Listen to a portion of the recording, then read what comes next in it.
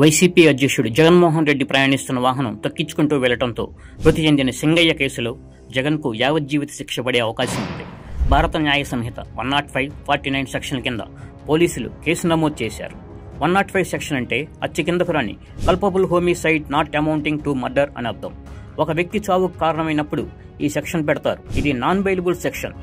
A1గా వాహన డ్రైవర్ రమణారెడ్డి, A2గా వైఎస్ జగన్, A3గా జగన్ పిఏ కె నాగేశ్వరరెడ్డి, A4గా వైవి సుబ్బారెడ్డి, A5గా పేర్ని నాని, A6గా విడుదల రజని తదితరులపై కేసు నమోదైంది.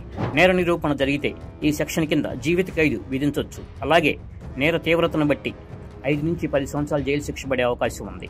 నేరానికి ప్రేరేపించారనే అభియోగంపై BNS 49 సెక్షన్ ఈ కేసులో చేర్చారు.